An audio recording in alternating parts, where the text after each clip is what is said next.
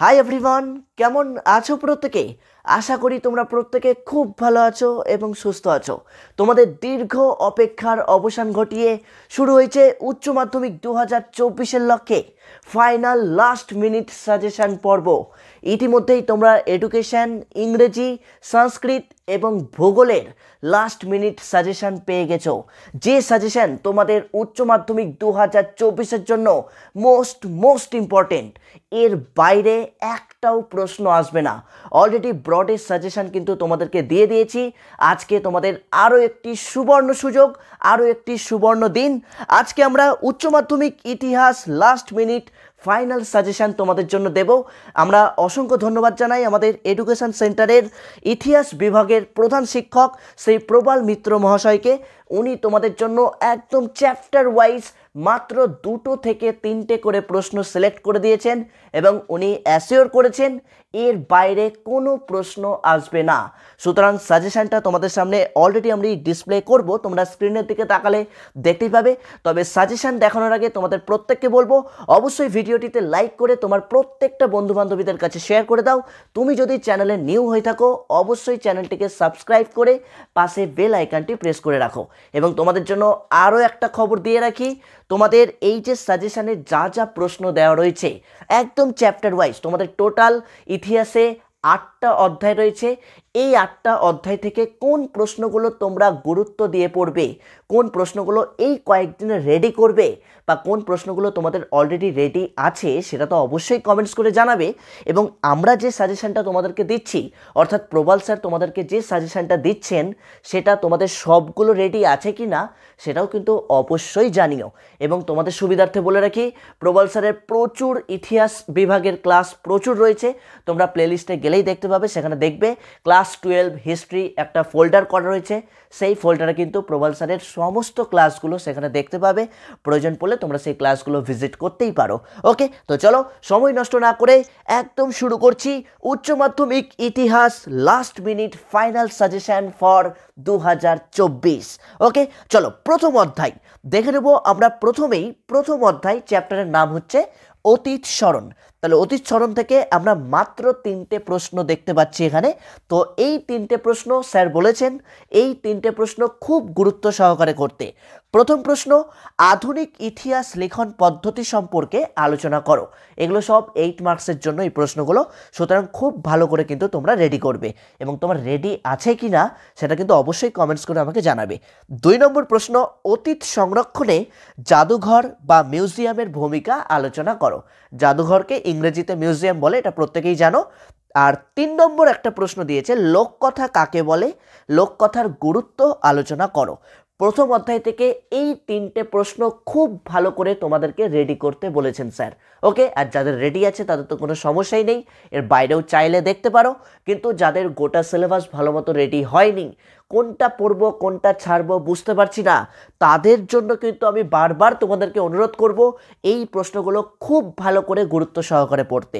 ওকে, চলে আসছি দ্বিতীয় অধ্যায়, ঊনবিংশ ও বিংশ শতকের সাম্রাজ্যবাদ ও উপনিবেশিকতাবাদের প্রসার, চ্যাপ্টারের নাম। তো এখান থেকে মাত্র 2টো প্রশ্ন স্যার তোমাদের জন্য দিয়েছেন।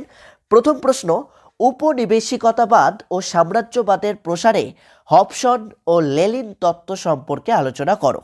এবং দ্বিতীয় প্রশ্ন, উপনিবেশিক সমাজে জাতি সংক্রান্ত প্রশ্ন ও তার প্রভাব আলোচনা করো।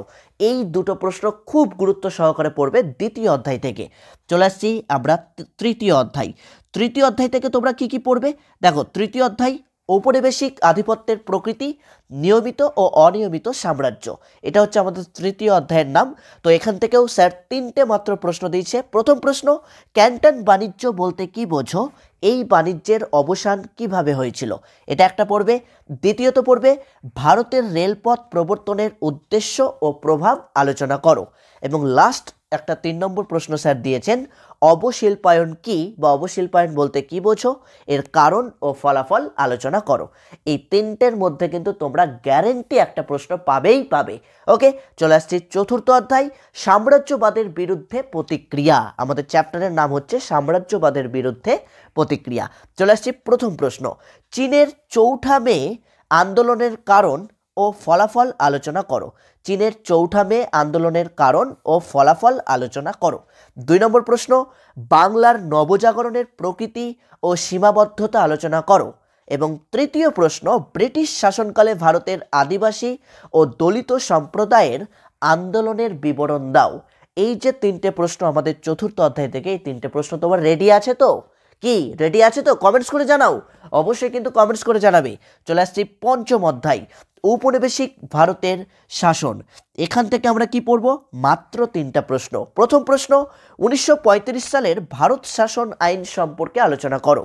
অ্যান্ড দ্বিতীয় প্রশ্ন, লখনৌ চুক্তির শর্ত ও গুরুত্ব আলোচনা করো। এবং তৃতীয় প্রশ্ন, মিরাট ষড়যন্ত্র মামলার কারণ ও ফলাফল আলোচনা করো। এই 3টে প্রশ্ন কিন্তু খুবই গুরুত্বপূর্ণ আমাদের পঞ্চম অধ্যায় থেকে। চলে আসছি আমরা ষষ্ঠ অধ্যায়। ষষ্ঠ অধ্যায় কি বলেছে? ষষ্ঠ অধ্যায়ের নাম হচ্ছে দ্বিতীয় বিশ্বযুদ্ধ ও উপনিবেশ সমূহ। এখান থেকে আমরা 3টে মাত্র প্রশ্ন পড়ব। প্রথম প্রশ্ন, 1942 সালের ভারত ছাড়ো আন্দোলনের মহিলাদের ভূমিকা কী ছিল? দ্বিতীয় প্রশ্ন, হো চি মিনের নেতৃত্বে ভিয়েতনামের মুক্তিযুদ্ধ সম্পর্কে আলোচনা করো বা সম্পর্কে লেখো। এবং তৃতীয় প্রশ্ন, 1946 সালের নৌ বিদ্রোহ সম্পর্কে আলোচনা করো। এগুলো অলরেডি তোমাদের পড়া আছে, স্যার ক্লাসেও করিয়েছিলেন, ভিডিও ক্লাসও দিয়েছিলেন। ক্লাসগুলো অবশ্যই দেখে নেবে, তোমাদের জন্য কিন্তু খুবই গুরুত্বপূর্ণ। কিভাবে লিখলে তোমরা ফুল মার্কস পাবে, 8-এ 8ই পাবে। গত বছর কিন্তু আমাদের এখান থেকেই প্রচুর স্টুডেন্ট ইতিহাসে 100-তে 100ই পেয়েছিল। শুনতে একটু অবাক লাগছে, তাই না? একটু অবাস্তব লাগছে। তোমরা ইউটিউব ভিজিট করলে দেখতেই পাবে। আমি কিন্তু তাদের রেজাল্টগুলো কমিউনিটিতে পোস্ট করেছিলাম। গত বছরের রেজাল্ট আমি কমিউনিটিতে পোস্ট করেছিলাম, সেখানে দেখলে তোমরা বুঝতেই পারবে। ইতিহাসে, ভূগোলে, এডুকেশানে, ইংরেজিতে এরকম প্রচুর সাবজেক্ট ছিল যেখানে আমাদের স্টুডেন্টসরা 100-তে 100 পেয়েছে। নাম্বার কাটার কোনো চান্সই দেওয়া হয়নি। সুতরাং কিভাবে লিখবে, কিভাবে লিখলে ফুল মার্কস পাবে, সেটা স্যার কিন্তু ভিডিওতেও বলে দিয়েছিলেন। আরও ভিডিও আসছে তোমাদের জন্য, অবশ্যই চ্যানেলটাকে ফলো রেখো। চ্যানেলের লিঙ্ক আমি দিয়েও দিয়েছি, দেখতেই পাচ্ছ। Follow our official YouTube channel, link দেওয়া আছে।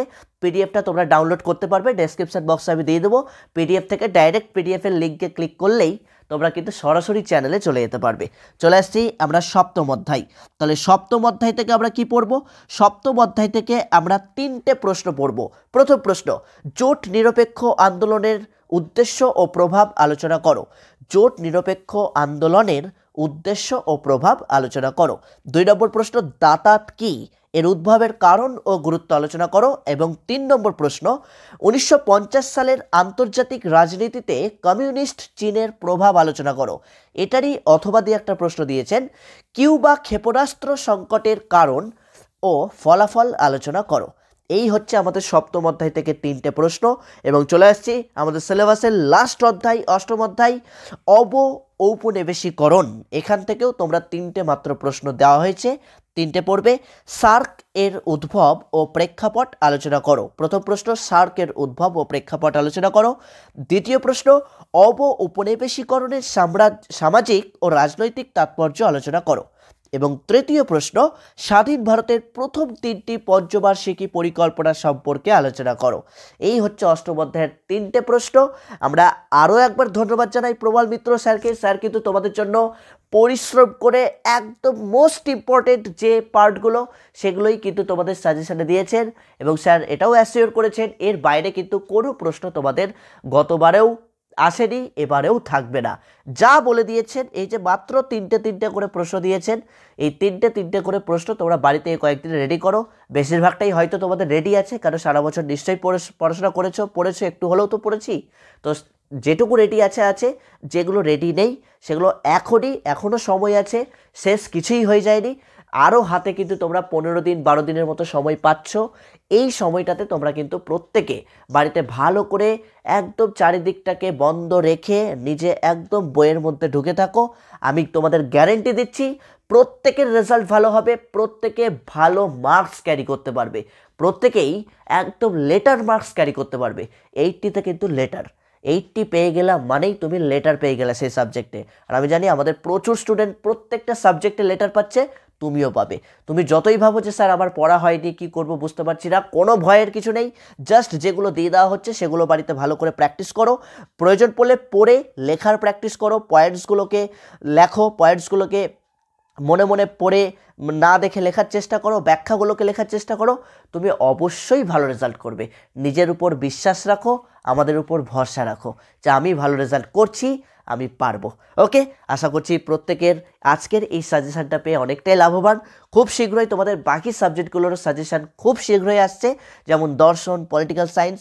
খুব শীঘ্রই এই সাজেশানগুলো আমরা পোস্ট করব। চ্যানেল ফলো রেখো, আর তোমরা অবশ্যই কমেন্টস করে জানাবে যে কোন সময়টাতে পোস্ট করলে তোমাদের জন্য সুবিধা হয়, মানে কোন সময়টাতে ভিডিওগুলো আপলোড করলে তোমাদের সুবিধা হবে, বা আরও কিছু ইউনিক ভিডিও তোমাদের জন্য আমরা পোস্ট করার চেষ্টা করছি যেগুলো তোমাদের খুব লাভবান হবে।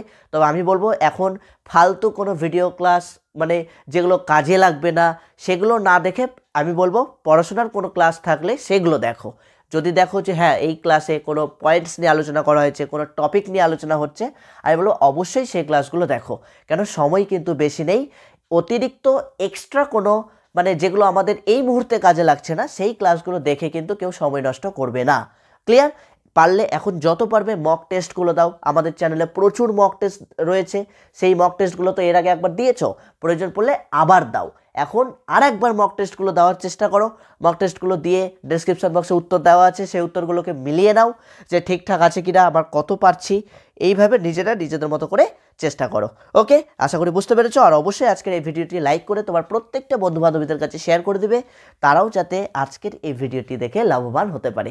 আর তুমি যদি চ্যানেলে নিউ হয়ে থাকো, অবশ্যই চ্যানেলটিকে সাবস্ক্রাইব করে পাশে বেল আইকনটি প্রেস করে দিও। ওকে, আর যারা নোটসপত্র পেতে চাইছো, ফ্রি নোটস পেতে চাইছো, তাদের জন্য বলে রাখি আমার ডেসক্রিপশন বক্সে চ্যানেলের লিঙ্ক দেওয়া রয়েছে আমাদের অল্টারনেটিভ আরও একটা সেকেন্ড চ্যানেল, সেটা হচ্ছে অভিষেক মৈত্র অফিসিয়াল। সেই চ্যানেলে তোমরা গেলে অনেক ফ্রি নোটস দেওয়া রয়েছে, আমাদের এই চ্যানেলেও অনেক ফ্রি নোটস দেওয়া আছে, সেগুলো কিন্তু তোমরা ফলো করতে পারবে। এবং আজকের এই সাজেশন পিডিএফটি তোমাদের ডেসক্রিপশন বক্সে দিয়ে দেবো, সেখান থেকেও কিন্তু ডাউনলোড করে নিতে পারবে।